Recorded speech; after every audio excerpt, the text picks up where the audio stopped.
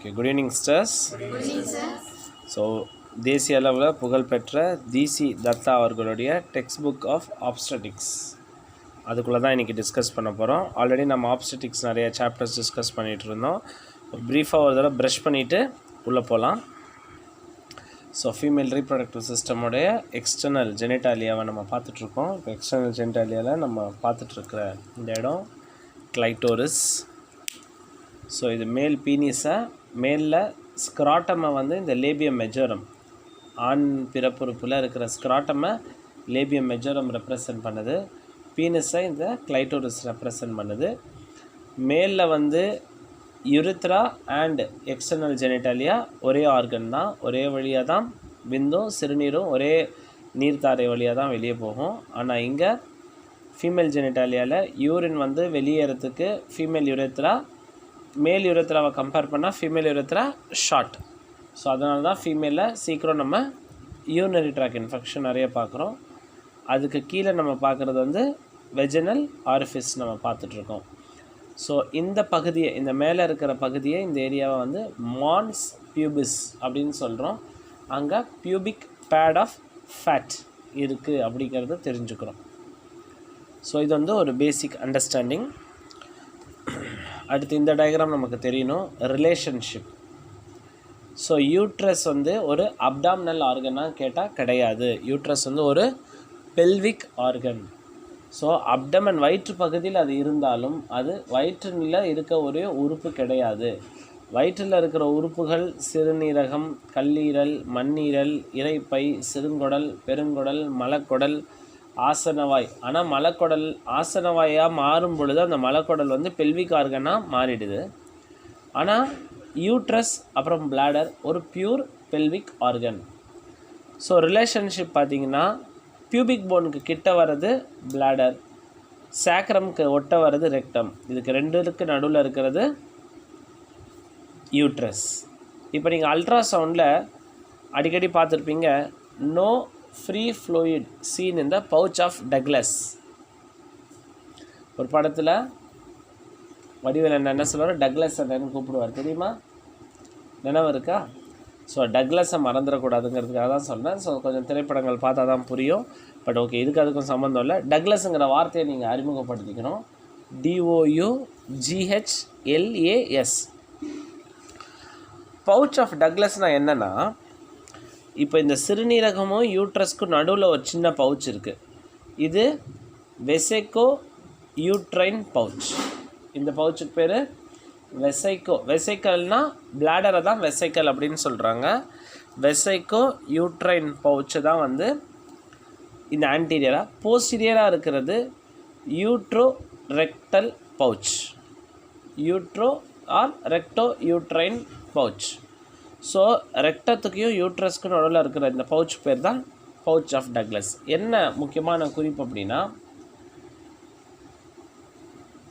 இந்த ப்ரெக்னன்சியோட ஆரம்ப கட்டம், அதாவது இன்னும் நம்ம வந்து ஃபீட்டஸ் எல்லாம் வந்து யூட்ரஸில் பார்க்குறதுக்கு முன்னாடியே கொஞ்சம் ப்ரெக்னன்சியோட சேஞ்சஸ் யூட்ரஸில் ஆகும் பொழுது சில ஃப்ரீ ஃப்ளூயிட் இந்த யூட்ரோ ரெக்டஸ் பவுச்சில் வந்து செக்ரேட் ஆகும்.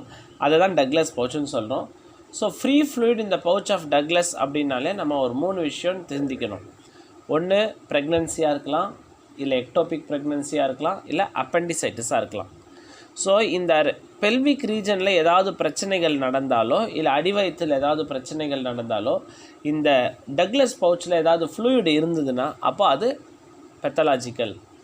ஸோ ரெக்டஸ், அந்த ரெக்டா யூட்ரைன் பவுச் இருக்கு இல்லையா, டக்ளஸ் பவுச்சில் எப்போவுமே தண்ணீர் நிற்கக்கூடாது. ஸோ அதில் ஏதாவது தண்ணீர் நிற்குதுன்னா அது பெத்தலாஜிக்கல். பெத்தலாஜிக்கல்னால் நோய்வாய்த்தன்மை கொண்டது. அது அப்பெண்டிசைட்டிஸாக இருக்கலாம், எக்டோபிக் ப்ரெக்னன்சியாக இருக்கலாம், அல்லது ப்ரெக்னன்சியாக இருக்கலாம். இந்த படத்தில் நீங்கள் பார்க்குறது வந்து ஒரு யூட்ரஸ். ஏறத்தாழ ஒரு தாய் தன்னுடைய 2 கரங்களையும் வெளியே நீட்டி அந்த கை வழியாக செனப்பையை நோக்கி செனப்பையை பிடிச்சிட்ருக்கிற மாதிரி ஒரு வடிவம். கால்களை போலவும், பெல்விக் ரீஜனை போலவும், இடுப்பை போலவும், தோள்பட்டையை போலவும் கற்பனை செய்ய முடியுதுன்னு நினைக்கிறேன். 2 கரங்கள், அந்த 2 கரங்கள் தான் ஃபெலோப்பியன் டியூப்ஸ். அந்த இரு கரங்களோட முடிவில் இருக்கிற அந்த கை ஏறத்தாழ ஒரு பேஸ்கெட் பால். நம்ம சின்ன வயசில் இந்த வாட்டர் வீடியோ கேம்ஸ் விளாடும், அப்படி இப்படி அமுக்குனா அந்த பந்தில் போய் எல்லாமே போய் உட்காரும். ஸோ அந்த மாதிரி அந்த கை வந்து அப்படி விரிந்தாப்பில் இருக்கும். செனப்பையிலேருந்து வரக்கூடிய அந்த முட்டை அப்படியே நீந்தி வந்து தான் இதில் விழணும். ஸோ அது பிடிக்கிற தூரத்தில் தான் அது இருக்கும். ஸோ செனப்பையில் அந்த முட்டை உற்பத்தி ஆச்சு அப்படின்னா இந்த ஃபெலோப்பியன் டியூப்பில் வந்து இந்த இடத்துல வந்து நின்றுடும். இந்த இடத்துக்கு பேர் ஆம்புலா.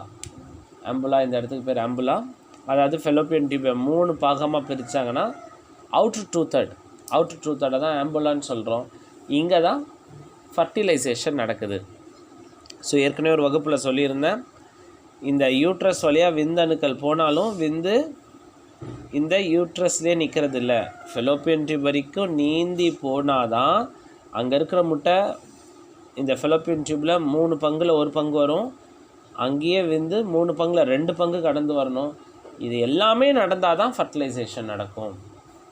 ஸோ இந்த ஃபர்டிலைசேஷன் ஆகிற இடம் அப்போ ஏன் எனக்கு இந்த இடத்துக்கு இம்பார்ட்டன்ஸ் அப்படின்னா, ஒருவேளை அந்த கருமுட்டை வந்து உள்ளே வந்து ப்ரெக்னன்சி ஆயிடுச்சு அப்படின்னா அந்த முட்டை மெல்ல சரிஞ்சு யூட்ரஸை நோக்கி வந்துடும். ஒருவேளை யூட்ரஸை நோக்கி வரலைன்னா அந்த கரு அங்கேயே தங்கிடும். அதுக்கு பேர் டியூபல் ப்ரெக்னன்சி. இந்த டயக்ராமில் நம்ம பார்க்குறது வந்து ஓவரீஸாக நம்ம பார்த்துக்கிட்டு இருக்கோம். இந்த ஓவரீஸ் ஆனது வந்து கோடான கோடி முட்டைகள் இருக்கும். ஒன்றுக்கு அடுத்து மெச்சூர் ஆகி ரைட்டும் லெஃப்ட்டுமா மாறி மாறி ஒவ்வொரு தடவை மென்ஸ்ட்ரல் சைக்கிளை ஃபார்ம் பண்ணும்.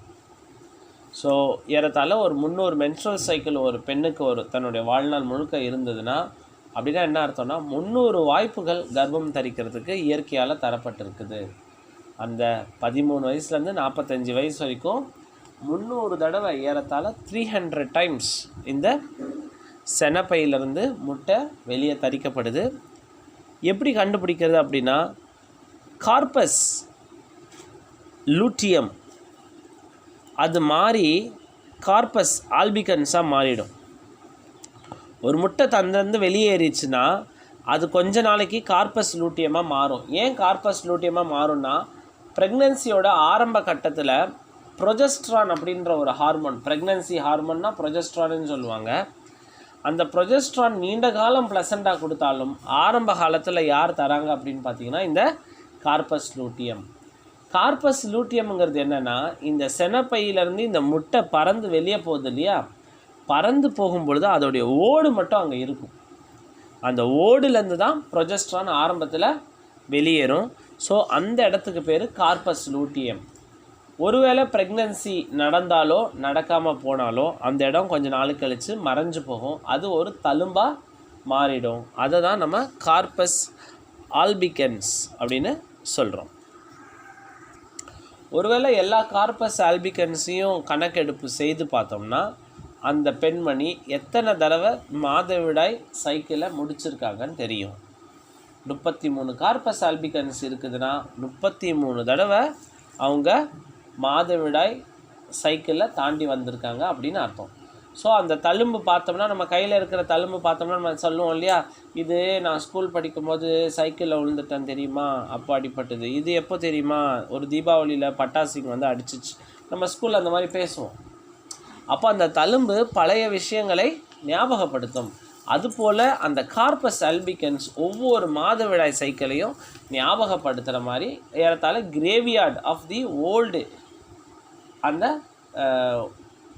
ஊசைட், அந்த ஊசைட்டுன்னு சொல்கிறோம் இல்லையா, அந்த முட்டையை வந்து நம்ம ஊசைட்டுன்னு சொல்கிறோம். அந்த முட்டையோட பழைய கல்லறை அப்படின்னு எடுத்துக்கலாம். இப்போ ரீப்ரொடக்ஷன் நடக்குது. இந்த ஆம்புலால ஃபர்டிலைசேஷன் ஆகிடுச்சு அப்படின்னா இந்த 2 செல் 4 செல் 8 செல் 16 செல் ஸ்டேஜ் எல்லாம் மாறி அங்கேருந்து மெல்ல அது ஒரு மொருலா அப்படிங்கிற ஒரு ஸ்டேஜுக்கு வந்து மெல்ல அது வந்து யூட்ரஸை நோக்கி ஓடி உருண்டு வர ஆரம்பிச்சிடும். அது வந்த பிறகு அது யூட்ரஸில் ஒரு இடத்த நல்லா இம்ப்ளான்ட் ஆகிடும். அதுலேருந்து அந்த பக்கத்துலேருந்து பிளாசண்டா தனியாக, யூட்ரைன் அதாவது அந்த யோக் சாக் தனியாக டெவலப்மெண்ட் ஆகிடும். அது நம்ம வரக்கூடிய வகுப்புகளில் பார்க்கலாம். இப்போ நான் உங்களுக்கு சொன்ன மாதிரி அது இம்ப்ளான்ட் ஆன உடனே யோக் சாக் தனியாக, ஆம்னியாட்டிக் ஃப்ளூயிட் அந்த யோக் சாக்குக்கு வெளியே இருக்கிற அந்த ஆம்னியாட்டிக் ஃப்ளூயிட் பிளாசண்டாவாக டெவலப் ஆகிடுது. அப்படியே மெல்ல மெல்ல அந்த ஃபியூட்டஸ் வந்து டெவலப் ஆக ஆரம்பிக்குது. இப்போ இதில் இந்த டயக்ராமில் நமக்கு அழகாக தெரியுது எப்படி வந்து ப்ளசண்டா வந்து இம்ப்ளான்ட் ஆகுது, அது வழியாக அந்த யோக் சாக்கு ஆம்னியாட்டிக் ஃப்ளூயிட் டெவலப் ஆகுது, அது வழியாக. இப்போ இந்த டயக்ராமில் நம்ம பார்த்துட்ருக்கிறது ப்ளசண்டாவை நம்ம பார்க்குறோம். இது சில ஊர்லலாம் பார்த்திங்கன்னா மாடு பிரசவம் ஆன பிறகு அந்த பசுவோட ப்ளசண்டா வந்து பிளாஸ்டிக் கயிறில் வச்சு அந்த மரத்துலலாம் கட்டி வைப்பாங்க. ஸோ அந்த மரமே கொஞ்சம் ஸ்மெல்லாக இருக்கும், பக்கம் போனாலே ஒரு மாதிரி கெட்ட வடை வரும். இருந்தாலும் ஏதோ ஒரு சம்பிரதாயத்துக்காக கட்டுறாங்க. இதில் வந்து நிறைய க்ரோத் ஃபேக்டர் இருக்குது. ஏன்னா ஒரு குழந்தைய உற்பத்தி செய்யுது இல்லையா, அதனால் இதில் நிறைய க்ரோத் ஃபேக்டர் இருக்கிறதுனால பிளாசண்டா டிரைவ்டு க்ரோத் ஃபேக்டர் அப்படின்னு ஒன்று இருக்குது. ரொம்ப விமர்சையாக ஒரு ஆயின்மெண்ட் பிளாசன்ட்ரெக்ஸ் அப்படிங்கிற பேரில் நீங்கள் பார்த்துருப்பீங்க. ஆறாத புண்ணு, நாள்பட்ட புண்ணு, வீனஸ் அல்சர், பெட்சோர், இதற்கெல்லாம் சிறப்பாக எங்கள் ஆயின்மெண்ட்டை நீங்கள் பயன்படுத்தலாம் அப்படின்னு அந்த கம்பெனியோட விளம்பரம் நீங்கள் பார்த்துருப்பீங்க. ஸோ அந்த இடத்துல இதை உங்களுக்கு நினைவுபடுத்துகிறேன். ஸோ இந்த இடத்துல இன்னொரு விஷயமும் நம்ம தெரிஞ்சுக்கணும். ஸோ அந்த கருவுற்ற தாயோட வயிற்று பகுதியில் யூட்ரஸ் பெல்விக் ஆர்கன்னா மேலே வளர்ந்து வந்துக்கிட்டே இருக்குது. 24th வீக்குன்னு போது தொப்புள் அம்பிளிகஸ் லெவலில் ரீச் ஆகுது. ரீச் ஆகும் பொழுது ஸோ மெல்ல அந்த பிளாசண்டா வந்து அந்த யூட்ரஸில் கனெக்ட் ஆகும் பொழுது அந்த ஃபீட்டஸ்க்கு தேவையான பிளட் சர்க்குலேஷன் எப்படி வருது அப்படின்னா அந்த பிளாசண்டா வழியாக வருது. ஸோ அந்த பிளாசண்டா வழியாக நிறைய இரத்த குழாய்களை நம்ம பார்க்குறோம். உங்களுக்கு இதில் நினைவு தெரியுதுன்னு நினைக்கிறேன். தெரியுதா? இது வந்து ஃபீட்டல் சைடு. இது வந்து ஃபீட்டல் சைடு. இந்த நீங்கள் நார்மலாக இந்த வெயினெல்லாம் நரம்புன்னு தானே சொல்லுவீங்க, சொல்லலாமா? அப்படி நரம்புனா நர்வை தான் நம்ம நரம்புன்னு சொல்லணும். சில இதெல்லாம் கூட பார்ப்போம், சிஸ்டர்ஸ் வென்ஃப்ளான் போட வரலன்னு மட்டும் சொல்ல மாட்டாங்க. நரம்பு அவங்களுக்கு நரம்பே கிடைக்கல சார், நல்லா கொஞ்சம் சாப்பிட சொல்லியிருக்கோம். ஒரு பழமொழி இருக்குல்ல, ஆட தெரியாதவங்க மேடை கோணல் சொன்னாங்களாம். அதனால் வென்ஃப்ளான் போட தெரியாதவங்க எப்போவுமே பேஷண்ட் மேலே பழிய போட்டுருவாங்க. அவங்களுக்கு வெயினே கிடைக்கல சார், நாங்கள் நிறைய தடவை போட்டு பார்த்தோம் சார் அப்படின்னு சொல்லுவாங்க. ஸோ அந்த மாதிரி சொல்லாமல் இந்த இடத்துல இந்த தெரிகிறது எல்லாமே பிளசண்டல் வெயின்ஸ் நிறைய தெரியுது. ஸோ இது வந்து ஃபீட்டல் சைட். இது ஒரு கொட்டையாக அரைச்சி ஒரு அடுக்கி வச்ச மாதிரி இருக்குது. காட்டிலிடன் அப்படின்னு சொல்லுவாங்க. ஸோ பியூர் சயின்ஸ் படித்தவங்க, பாட்னிலாம் படித்தவங்களுக்கு தெரியும். காட்டிலிடன் அப்படின்னா அந்த சீட்லேருந்து ரேடிக்கல் ப்ளூமியூல் அப்படின்னு வளரும். ரூட்டாக வளர்ந்தால் அது ரேடிக்கல், ஆர்ஆர் ஞாபகம் வச்சுக்கலாம். ஷூட்டாக வளர்ந்தால் அது ப்ளூமியூல் ஞாபகம் வச்சுக்கோங்க. இது ரொம்ப முக்கியம். அடிப்படை தத்துவம் பாட்னியில். ஒரு விதையை பாட்டிருக்கு, விதை இல்லாமல் வேர் இல்லையே அப்படின்னு ஒரு பாட்டில் ஒரு வரிகள் வருது. ஒரு விதை விதைச்சா கீழே வேர் வரணும், அது ரேடிக்கல் ரூட். மேலே ஷூட் வரணும், அது ப்ளூமியூல் அப்படின்னு சொல்லுவாங்க. அந்த மாதிரி அந்த ரேடிக்கல் ப்ளூமியூல் மாறும் பொழுது சரிபாதியாக 2 விதை தெரியும். அதுலேருந்து உருகி தான் வேராகவும் ஒன்று ப்ளூமியூலாகவும் மாறும். அப்போது அதை வந்து காட்டிலிடன் அப்படின்னு சொல்லுவாங்க. காட்டிலிடன்னா அந்த விதையோட இரு பகுதி. ஸோ அது மாதிரி விதை கணக்காக இந்த பிளாசண்டா தன்னை பிரித்து வச்சு காட்டிலிடனஸ் சைடு அப்படின்னு சொல்லுவாங்க. ஸோ இது வந்து maternal side. So which part of the placenta has cotyledons அப்படின்னு கேட்டாங்கன்னா நம்ம மெட்டர்னல் பிளாசண்டா 1 மார்க் கொஸ்டின் கேட்பாங்க. So which side of the placenta bears blood vessels அப்படின்னு கேட்டால் அது ஃபீட்டல் சைடு. ஏன்னா ஞாபகம் வச்சுப்பீங்க, இந்த வெசல்லாம் மாறி உருண்டு திரண்டு தான் அம்பிளிக்கல் கார்டில் எத்தனை வெயின் எத்தனை ஆர்ட்ரி இருக்குது சொல்லுங்கள் பார்க்கலாம். S, 1 vein 2 arteries. வெயின் வந்து சுத்தமான ரத்தத்தையும், ஆர்ட்ரிஸ் வந்து அசுத்தமான ரத்தத்தையும் எடுத்துகிட்டு போகிறத உங்களுக்கு ஏற்கனவே போன வகுப்பில் சொல்லியிருக்கேன்.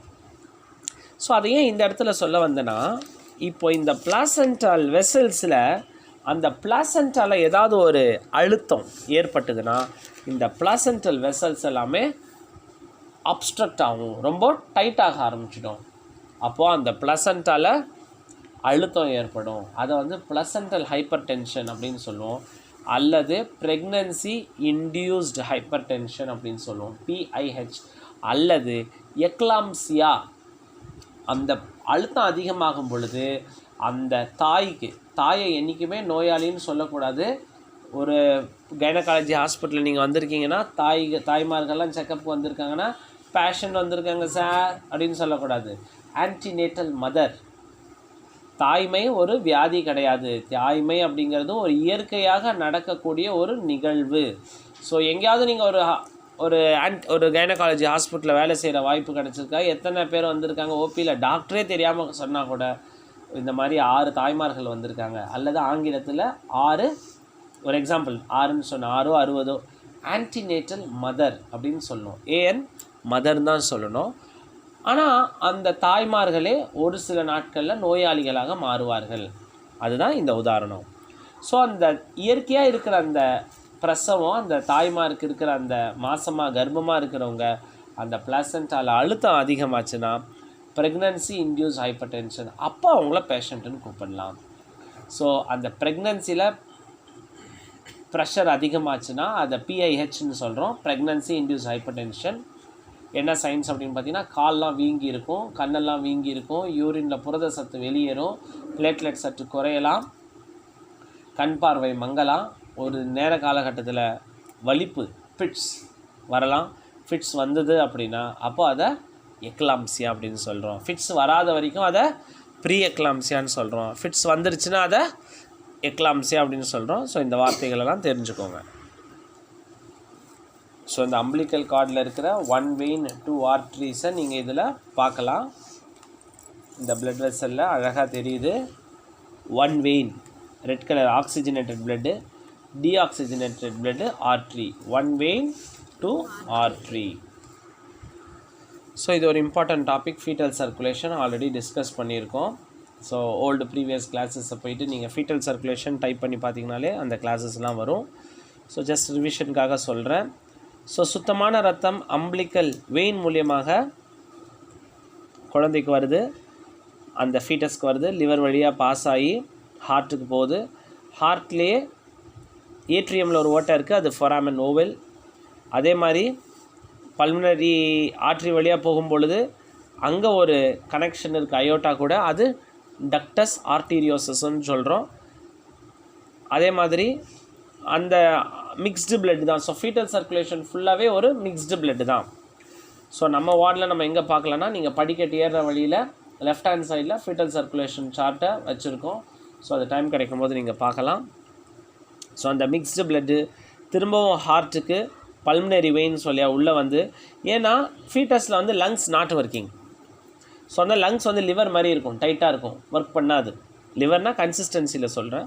அதுக்கப்புறம் அந்த அசுத்தமான ரத்தம், அதாவது மிக்ஸ்டு பிளட் வந்து உடம்புக்கு ஃபுல்லாக சர்க்குலேட் ஆகுது.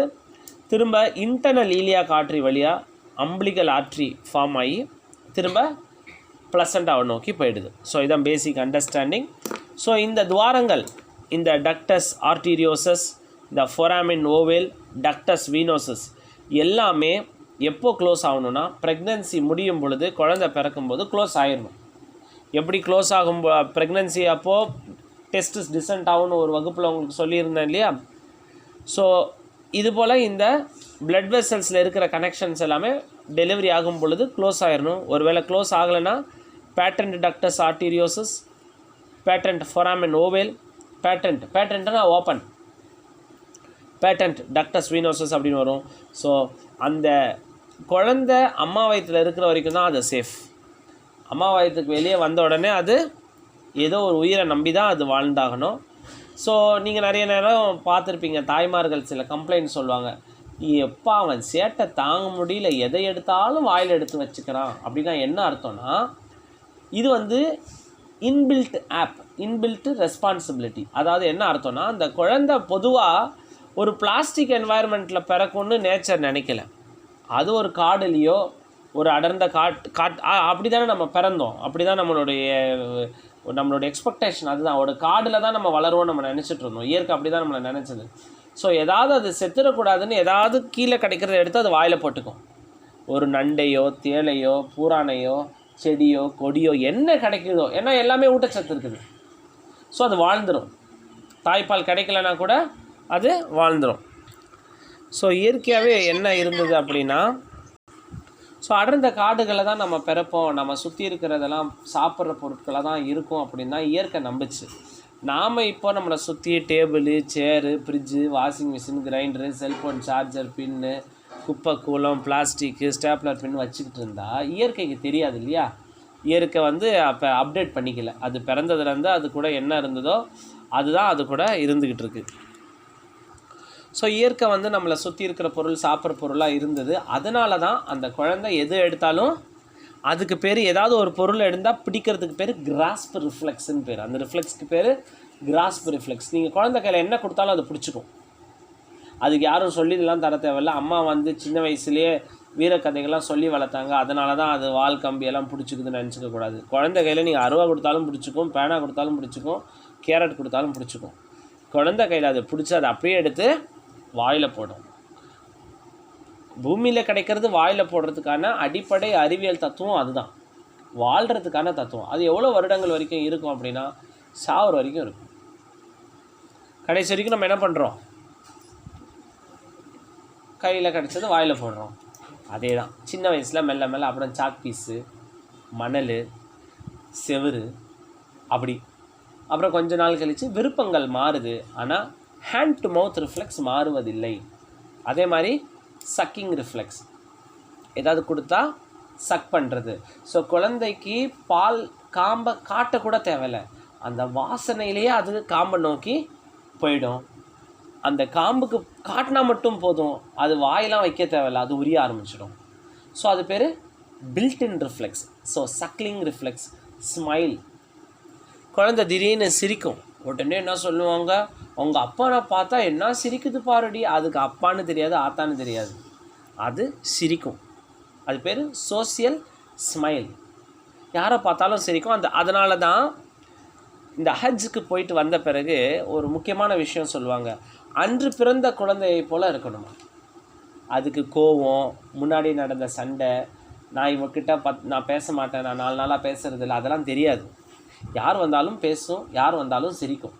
ஸோ இந்த மாதிரி அடிப்படை ரிஃப்ளெக்ஸோடு தான் நம்ம குழந்தை வெளியே வருது. அதனால தான் இந்த hand to food mouth reflex. தோ இந்த பிளசண்டல் சர்க்குலேஷனோட சம்மந்தமாக இல்லை அப்படின்னாலும் இருந்தாலும் ஒரு குழந்தைய பற்றி நாம் தெரிஞ்சுக்கிற வாய்ப்பு கிடைச்சது. ஸோ இந்த ப்ரெக்னென்ட் நான் ப்ரெக்னென்ட் நிப்பிள்க்கும் ப்ரெக்னென்ட் நிப்பிள்க்கும் ஒரு வித்தியாசம் இருக்குது. நல்லா க்ளோஸாக அப்சர்வ் பண்ணிங்கன்னா தெரியும். செகண்டரி ஏரியோலார் காம்ப்ளெக்ஸ், இது நிப்பிள் சுற்றி இருக்கிற அந்த கருப்பு இடத்துக்கு பேர் ஏரியோலா, AREOLA, ஏரியோலா. அது மேலே சின்ன சின்ன முற்கள் மாதிரி ஒரு முட்டாக இருக்கிறது இயற்கை தான். அது வந்து கட்டி இருக்குது, சின்ன சின்ன முடி இருக்கும், லேசாக 1 சென்டிமீட்டர் 1/2 சென்டிமீட்டர் தூரத்துக்கு முடி இருக்கும், அதுவும் இயற்கையானது தான். ப்ரெக்னெண்ட்டாக இருக்கும்போது மட்டும் அந்த காம்பை சுற்றி இன்னொரு காம்பு, அந்த கருப்பை சுற்றி இன்னொரு கருப்பு வரும். அது பேர் செகண்டரி ஏரியோலார் காம்ப்ளெக்ஸ். எதுக்கு அப்படின்னா குழந்தை அந்த மவுத் சீலை ஏற்படுத்துறதுக்கு ஒரு பிடிமானங்கள், வெறும் நிப்பில் மட்டும் அது நம்பி இருக்காது. அந்த நிப்பிள் பக்கத்தில் இருக்கிற அந்த ரெய்ஸ்டு டியூபர்கல்ஸ், அதுக்கு பேர் ரெய்ஸ்டு டியூபர்கல்ஸ், அந்த டியூபர்கல்ஸை நம்பி அது இருக்கும். ஸோ அதுக்கப்புறம் அந்த ஃபீட்டஸ் ஆனது தாய் வயிற்றில் இருக்கும் பொழுது, அந்த யூட்ரஸில் இருக்கும் பொழுது காமனஸ்ட் ப்ரெசன்டேஷன் வந்து வெர்டெக்ஸ், அதாவது தலை வழியாக தான் பெரும்பாலான குழந்தைகள் உலகத்தில் பிறக்குது. கால் வழியாக பிறந்தால் அதுக்கு பேர் ப்ரீச்னு பேர். ஸோ ப்ரீச் அப்படிங்கிறது காமன் கிடையாது, வெர்டெக்ஸ் ப்ரெசன்டேஷன் தான் காமன் ப்ரெசன்டேஷன். அதோடைய பொசிஷன் லை அப்படின்னு பார்த்திங்கன்னா லாங்கிடியூட்னல் லை தான் காமன் லை. அதுக்கப்புறம் அந்த அதோடைய பொசிஷன் பார்த்திங்கன்னா LOA அப்படின்னு சொல்லுவாங்க, லெஃப்ட்டு ஆக்சிபிட்டோ ஆன்டீரியர். அதாவது குழந்தையோட முதுகுத்தண்டு தாயோடைய இடது பக்கத்தை நோக்கியும், குழந்தையோட வயிற்று பகுதி வந்து தாயோட வலது பக்கத்தையும் நோக்கியும், தலை வலது தொடையை நோக்கி இருக்கிறதும், குழந்தை அந்த பீட்டஸோடைய பிட்டங்கள் பெட்டக்ஸ் வந்து இடது மார்பை நோக்கி இருக்கும். ஸோ இதுதான் காமனாக நம்ம பார்க்கக்கூடிய லெஃப்ட்டு ஆக்சிபிட்டோ ஆன்டீரியர். காமனஸ்ட்டு பொசிஷன் அப்படின்னு நம்ம கேட்டோம்னா லெஃப்ட்டு ஆக்சிபிட்டோ ஆன்டீரியர் அப்படின்னு நம்ம சொல்லணும். ஸோ ஓரளவுக்கு இந்த டயக்ராமை பார்த்தா உங்களுக்கு இப்போ புரியுதுன்னு நினைக்கிறேன். ஸோ இதுதான் ஒரு ஃபீட்டஸ் வந்து அம்மா வயிற்றில் இருக்கும்போது நம்ம தொட்டும் பார்க்கலாம். தொட்டு குழந்தை வளர வளர அந்த ஃபீட்டஸ் வளர வளர அந்த ஃபீட்டஸை நம்ம நன்கு உணர முடியும். அந்த ஃபீட்டஸோட முதுகு தண்டை நம்ம உணர முடியும். கை கால் எப்படி இருக்குன்னா சின்ன சின்ன பந்துகள் போல் இருக்கும் கையில் தொடும் பொழுது. ஸ்பைன் எப்படி இருக்குன்னா அப்படியே ஒரு முள்ளாக இருக்கிற மாதிரி இருக்கும், ஒரு மூங்கில தொடுற மாதிரி இருக்கும். தலையை தொடும்போது ஒரு பெரிய பாலை தொடுற மாதிரி இருக்கும். சின்ன சின்ன குச்சிகளை தொடுற மாதிரி இருக்கும். குழந்தையோட பிட்டங்கள் பட்டக்ஸ் தொடும் பொழுது, சேக்கரமை தொடும்போது அது போல் ஒரு உணர்வு இருக்கும். ஏன்னா ஏறத்தாழ ஒரு குருடர் ஒரு பொருளை தொட்டு பார்த்து எப்படி உணர முடியுமோ அப்படி தான் நம்ம வந்து ஒரு தாயோட வயிற்றில் இருக்கிற யூட்ரஸை தொட்டு பார்த்தா அந்த யூட்ரஸில் இருக்கிற குழந்தையோட பாகங்களை தொட்டு பார்க்குறதுக்கு இதுவே வழி. அப்புறம் இந்த டயக்ராமில் ஸ்டெத்தஸ்கோப்போட பெல்லை யூஸ் பண்ணுறாங்க. நிறைய டைம் நீங்கள் இந்த ஸ்டெத்தஸ்கோப் யூஸ் பண்ணியிருப்பீங்க. ஸோ பெல் ஆஃப் தி ஸ்டெத்தஸ்கோப்னால் என்ன அர்த்தம் அப்படின்னு கேட்டிங்கன்னா, ஸோ நீங்கள் வார்டில் நிறைய டைம் பார்த்துருப்பீங்க. ஸ்டெத்தஸ்கோப்பில் இந்த பகுதியை தான் நீங்கள் நிறைய டைம் யூஸ் பண்ணியிருப்பீங்க, இந்த பகுதியை. ஸோ இது எதுக்குன்னு யாராவது யோசிச்சுருக்கீங்களா? ஸோ நீங்கள் யோசிச்சிங்களா இந்த பகுதி எதுக்குன்னு யோசிச்சு பார்த்துருக்கீங்களா இது வரைக்கும்? ஸோ நீங்கள் இதை எப்படி ஆப்ரேட் பண்ணுறதுன்னு தெரிஞ்சுக்கணும். ஸோ இதை இப்படி திருப்புனா இது ஆப்ரேட் ஆகும். ஸோ ஸ்டெத்தஸ்கோப்பில் இதை திருப்புனா தட்டி பார்த்தா தெரியும், காதில் வச்சு இதை தட்டி பார்த்து கேட்கும். அப்புறம் இது எதுக்கு யாராவது தட்டி பார்த்து கேட்டிருக்கீங்களா? ஸோ இது பேர் வந்து பெல் ஆஃப் த ஸ்டெத்தஸ்கோப். இதுக்கு பேர் பெல் ஆஃப் த ஸ்டெத்தஸ்கோப். இதுக்கு பேர் diaphragm of the stethoscope. So டயஃப்ரம்ங்கிற வார்த்தை எத்தனை இடத்துல பார்க்குறோம்? பெல்விக் டயஃப்ரம் அப்படின்னு ஆனல் ரீஜனில் பார்க்குறோம். மேலே தொராக்ஸ் அப்டமனில் ஒரு டயஃப்ரம் பார்க்குறோம். அடுத்த டயஃப்ரம் ஸ்டெத்தஸ்கோப்பில் பார்க்குறோம். So diaphragm of the stethoscope, bell of the stethoscope. ஒன்று திருப்புனா ஒன்று வேலை செய்யும், தட்டி பார்த்தா ஒரு வேளை காதில் வச்சு இது பட்டு பட்டுன்னு கேட்குதா, இது வேலை செய்யுதுன்னு அர்த்தம். இந்த பெல் ஆஃப் த ஸ்டெத்தஸ்கோப்பை வச்சு மெக்பர்னிஸ் பாயிண்டில் வச்சு கேட்டிங்கன்னா, எங்கே வச்சு கேட்கணும்? மெக்பர்னிஸ் பாயிண்ட். மெக்பர்னிஸ் பாயிண்ட்னா அப்போ தெரியணும், ஆன்டீரியர் சுப்பீரியர் ஈலியாக் ஸ்பைனையும் அம்பிளிக்கஸையும் கனெக்ட் பண்ணுற லைனை மூணாக பிரித்தா இதுலேருந்து இந்த இடத்த மேலே 2 பங்கு கீழே ஒரு பங்கு விட்டுட்டோம்னா இந்த இடத்த மெக்பர்னிஸ் பாயிண்ட்னு சொல்கிறோம். அந்த இடத்துல பெல் ஆஃப் தி ஸ்டெத்தஸ்கோப்பை வச்சோம்னா குழந்தையோட ஹார்ட் பீட் கேட்கும். எப்படி சாத்தியம் அப்படின்னு பார்க்கலாமா? இப்போ பாருங்கள், அம்மாவோட வயிற்றில் பெல் ஆஃப் த ஸ்டெத்தஸ்கோப் இங்கே வச்சா குழந்தையோட ஃபீட்டஸோட இருதயம் கரெக்டாக அங்கே தான் வரும். ஏன்னா லெஃப்ட்டு ஆக்சிபிட்டோ ஆன்டீரியர் தான் காமன். ஒரு வேறு ப்ரெசன்டேஷன் மாறி இருக்குது, ரேராக ரைட் ஆக்சிபிட்டோ ஆன்டீரியர்னா அப்போ இந்த பக்கம் வைக்கணும். ஸோ அப்போது முதல்ல நம்ம ரைட் மெக்பர்னிஸ் பாயிண்டில் வச்சு பார்க்கணும். கேட்கலனா லெஃப்ட் மெக்பர்னிஸ் பாயிண்டில் கேட்கணும். ஆனால் நீங்கள் நினைக்கிற மாதிரி அனிருத் பாட்டு மாதிரி டபால்லாம் கேட்காது, மெல்ல கேட்கும். அதனால தான் ஃபேன் ஆஃப் பண்ணிவிட்டு மனசை ஒருநிலைப்படுத்தி கவனம் வேறு எங்கேயும் செதறாமல் மெல்ல கேட்டால் தான். ஏன்னா ஃபீட்டல் ஹார்ட் ரேட்டோட நார்மல் ரேட் எவ்வளோ? ஏறத்தாழ 140 to even 160 வரைக்கும் கூட இருக்கலாம். ஃபீட்டல் ஹார்ட் ரேட் வந்து அவ்வளோ வேகத்தில் அடிக்கும். எந்த உயிரினத்துக்கு அதை ஒப்பிடலாம் அப்படின்னா, பறவைகள் இனத்தோடைய இயல்பான ஹார்ட் ரேட்டே அவ்வளோதான். நீங்கள் டைம் கிடச்சதுன்னா ஏதாவது ஒரு பறவையை பிடிச்சி, கிடைக்கக்கூடிய பறவை கோழி தான் கையில் கிடைக்கும். பறவையோட ஹார்ட் பீட்டை வச்சு ஸ்டெத்தஸ்கோப் வச்சு கேட்டு பாருங்கள், அப்படி இருக்கும். நம்மளது அப்படி இருக்காது, அப்படி இருக்கும். ஸோ அந்த பறவைகளோட ஹார்ட் ரேட்டுக்கு இணையாக அந்த, ஏன் அப்படின்னா ஃபீட்டல் மெட்டபாலிசம் ஃபாஸ்ட். உலகத்திலேயே வேகமாக வளரக்கூடிய மனித உறுப்புகளில் குழந்தை உறுப்பு தான், அந்த ஃபீட்டஸ் தான் வேகமாக ஓடும். 10 மாதங்களில் 2 செல்லுலேருந்து காது, மூக்கு, தொண்டை, அட்ரினலின், பிட்யூட்டரி கிளாண்ட் எல்லாமே வந்து சேர்ந்துருது. ஸோ இப்போ இந்த ஸ்டெத்தஸ்கோப்பை பற்றியும் கொஞ்சம் தெரிஞ்சுக்கிட்டீங்க. அடுத்து நீங்கள் இந்த அரசு ஆரம்ப சுகாதார நிலையங்களும் சரி, தாலுக் ஹாஸ்பிட்டல் வெளியும் பார்த்தீங்கன்னா அட்டெண்டர்ஸ்லாம் சும்மா 10 நிமிஷம் நின்று கேட்டிங்கன்னா சொல்லுவாங்க, இப்போ தான் குட்டி டாக்டர் வந்து பார்த்துட்டு போயிருக்காங்க, பெரிய டாக்டர் இன்னும் வரல, அவங்களுக்காக தான் காத்துன்னு இருக்கிறோம் அப்படின்வாங்க.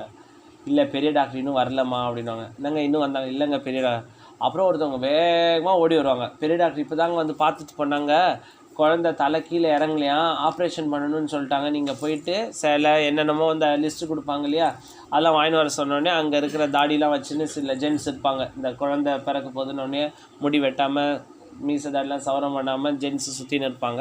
அவங்களாம் அப்படியே கையில் ஏமாச்சுன்னு டிவிஎஸ் எக்ஸலை எடுத்துக்கின்னு எல்லாம் வாங்கிக்கின்னு வருவாங்க. இந்த பக்கம் டெலிவரி நடந்துன்னு இருக்கும். அது போல் காட்சியை நீங்கள் பார்த்துருப்பீங்க. ஸோ அப்போது ஏன் இறங்கலை அப்படின்னா, ஒரு பாதை வழியாக ஒருத்தர் போக முடியலன்னா ஒன்று பாதை சின்னதாக இருக்கலாம், இல்லை பயனாளி பெருசாக இருக்கலாம். ஸோ ஒன்று பாதையை பெருசு பண்ணணும், அடியில் இன்ஜெக்ஷன் போட்டிருக்காங்க, டாக்டர் பார்க்கலான்னு சொல்லியிருக்காரு, 48 மணி நேரம் பார்க்கலாம், அப்படி இறங்கலைன்னா ஆப்ரேஷன் பண்ணிடலாம், பெரிய ஆப்ரேஷன் சிசரியன். இப்போ சிசரியன் ஃபேமஸ் ஆயிடுச்சு, கிராமத்தில் இருக்கிறவங்களுக்கு கூட இப்போ தெரியுது சிசரியன் பண்ணுறாங்க, சிசன் ஏதோ சொல்கிறாங்க. ஆக மொத்தம் ஒரு ஆப்ரேஷன் பண்ணுறாங்கன்னு சொல்லிட்டாங்க. உடனே பாதை அகலப்படுத்துறதுக்கு மருந்து யூஸ் பண்ணலாம், அல்லது பயனாளியை சின்னதாக்க முடியாது, ஏன்னா பீட்டஸ் அங்கே போய் நெருக்க முடியாது. ஸோ ஆப்ரேஷன் பண்ணி எடுப்பாங்க. ஸோ அப்போ அந்த பயனாளியோடைய பாதை ஏன் பெருசாகுதுன்னா, பயனாளினா யார்? பீட்டஸோட தலை பெருசாக இருந்ததுன்னா வெளியே வராது. தலை எப்போ பெருசாகவும் ஹைட்ரோகெபாலஸ் அப்படின்ற ஒரு டயக்னோசிஸ் உங்களுக்கு சொல்லியிருந்தேன். அந்த பீட்டஸோடைய தலையில் நீர் நிறைய சேர்ந்ததுன்னா ஹைட்ரோகெபாலஸ் அப்படிங்கிற ஒரு ப்ராப்ளம் வரும். இல்லை மதர் ஷார்ட்டாக இருந்தாங்கன்னா 130 சென்டிமீட்டருக்கு கீழே இருந்தாலோ, அல்லது சில பேர்லாம் மாதமாக இருந்தோடனே டாக்டர் என்ன பெட் ரெஸ்ட் எடுத்துக்க சொல்லிட்டாரு, எதுவும் கூட்டக்கூடாதான், பெருக்கக்கூடாதான், குனியக்கூடாதான், நிமிரக்கூடாதான் அப்படின்னு சொன்னாருன்னு சொல்லுவாங்க. பிரசவம் ஆகிற வரைக்கும் கூட்டி குனிஞ்சு பெருக்கி நிமிர்ந்து வேலை செஞ்சால் தான் பெல்விஸு ஃப்ளெக்சிபிளாக இருக்கும். அப்போது நார்மல் டெலிவரி நடக்கும். குண்டூசி விழுந்தால் கூட எடுக்க மாட்டாத தாய்மார்களுக்கு நல்ல குண்டாக பெரிய ஆப்ரேஷன் தான் பண்ணுவாங்க. ஸோ இது நான் சொல்லலை, புக்கு சொல்லுது. ஸோ அந்த அடிப்படை தத்துவத்தையும் நம்ம இப்போ தெரிஞ்சுக்கலாம். ஸோ அப்படியே கஷ்டம் மீறி அந்த எக்ஸலில் போய் கைலி கட்டின மாப்பிள்ளலாம் போய் வந்த உடனே பார்க்குறாரு, குழந்தையோட தலை எப்படி இருக்குதுன்னா அப்படியே வீங்கி, இந்த கோயிலெல்லாம் பெருமாள் கோயிலெலாம் போனவன் வைப்பாங்களே தலைமையில் ஆசீர்வாதம் பண்ணுறதுக்கு, அது மாதிரி வீங்கி இருக்குது. டென்ஷன் ஆகிட்டார் நம்ம மாப்பிள்ளை. போயிட்டு டாக்டரை போய் கேட்குறாரு, என்ன டாக்டர் குழந்தை அழகாக இருக்குது, கை கால் நல்லா இருக்குது, நல்லா ராஜா வருவார் ராணி வருவார், எல்லாம் ஸ்கேன் எடுக்கும்போது ஜாடமடியாக சொன்னீங்க, தலையில் கிரீடத்தோடு பிறந்திருக்கு. என்னென்னா ரொம்ப நேரம் டெலிவரி ஆகிறதுக்கு கர்ப்பவாய் வழியாக தாங்கி வந்ததுன்னா அதில் சில சமயம் ஆயுத கேஸ்ன்னு சொல்லுவாங்க. ஆயுத கேஸ்னால் ஃபோர்செப்ஸ் அல்லது வேக்யூம்.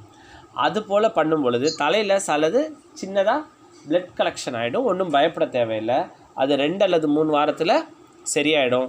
அதுக்கு பேர் கேப்புட் சக்சிடேனம். அது பேர் கேப்புட் சக்சிடேனம்னு பேர். ஸோ இன்றைக்கி வகுப்போட கடைசி ஒரு பார்க்கலாம். ஸோ இதுதான் ஒரு பெர்வஜினல் எக்ஸாமினேஷன் பண்ணுறதுக்கான டெக்னிக் மெத்தட். ஸோ பெர்ரெக்டல் எக்ஸாமினேஷனுக்கு ஒரு விரலை பயன்படுத்தணும், பெர்வஜினல் எக்ஸாமினேஷனை 2 விரல் பயன்படுத்தணும். அதனால தான் சர்ஜிக்கல் டிபார்ட்மெண்ட்லாம் சல்யூட்டே ஒரு விரலில் தான் வைப்பாங்க சர்ஜன்னு காட்டுறதுக்கு. ஏன்னா அவங்க நிறைய கைனகாலஜிஸ்ட்லாம் அவங்களோட சல்யூட்டெல்லாம் 2 விரலில் தான் வைப்பாங்க. ஏன்னா அவங்க கைனகாலஜிஸ்ட்னு தெரியறதுக்கு ஒரு ஒரு ஒரு சைன். ஸோ இந்த 2 விரல் எதுக்கு பயன்படுதுன்னா, வெஜினாவை எக்ஸாமின் பண்ணுறதுக்கு 2 விரல் பயன்படுது. பெருவிரல் சர்விக்ஸை போய் டச் பண்ணோம், அந்த ஆள்காட்டி விரல் அந்த சர்விக்ஸ் சாஃப்டாக இருக்கா இல்லையான்னு பார்க்குறதுக்கு. ஏன்னா கையில் இருக்கிற விரலில் எல்லா விரலையும் சென்ஸ் நல்லா தெரிஞ்சாலும் இந்த ஆள்காட்டி விரலுக்கு வந்து சென்ஸ் ரொம்ப நல்லாயிருக்கும். தொட்டு பார்த்தா அழகாக அது சொல்லிவிடும் சாஃப்டாக இருக்கும். ஏன்னா நீங்கள் வேறு எதையும் தொட்டு பார்த்து அவ்வளோ பார்க்க மாட்டீங்க. நல்லா உணர்ந்து பாருங்கள். நீங்கள் ஏதாவது தொட்டு பார்க்கணுன்னா நீங்கள் எதை வச்சு இப்படி தொட்டு பார்ப்பீங்க, இப்படி தொட்டு பார்ப்பீங்க. அதில் மேக்ஸிமம் சென்சேஷன் நம்மளோட இண்டெக்ஸ் ஃபிங்கரில் கிடைக்கும். தம் வந்து சப்போர்ட், தம் வந்து பவர்ஃபுல் ஃபிங்கர், நல்ல strong finger of the 5 fingers. But the best reception நம்ம அந்த கையில் கண்கள் இருக்குதுன்னு சொல்கிறோம் இல்லையா, கையில் 10 கண்கள் இருக்குது, அதில் இருக்கிறதுலே பவர்ஃபுல் கண் வந்து நம்மளுடைய ஆள்காட்டி விரல். ஸோ அதனால் அதனால தான் பெர்ரெக்டல் எக்ஸாமினேஷன் ஆடி நடு விரலை விட்டுருக்கலாமே, இல்லை மோதிர விரலை விட்டுருக்கலாமே, சுண்டு விரலை விட்டுருக்கலாமே, இல்லை ஏன் பவர்ஃபுல் விரல் கட்ட விரலை கூட ஆசன வாயில் விட்டு செக் பண்ணியிருக்கலாமே, தெரியாது. ஆள்காட்டி விரலுக்கு தான், அதனால தான் இதுக்கு பேர் ஆள்காட்டி விரல். அப்போத்துலேருந்தே யாரோ காட்டியிருக்கு. ஸோ அங்கே இருக்கிற பொருளை கண்டுபிடிக்கணும்னா இதுதான் ஆள்காட்டி விரல். ஸோ அதை சர்ஜனும் யூஸ் பண்ணுறாங்க, கைனகாலஜிஸ்ட்டும் யூஸ் பண்ணுறாங்க. ஸோ இதோட வந்து நம்ம இந்த கிளாஸை நிறைவு செய்யலாம். ஹோப் யூஸ்ஃபுல்லாக இருக்கும்னு நினைக்கிறேன். ஸோ அடுத்த கிளாஸில் சந்திப்போம். நன்றி, வணக்கம்.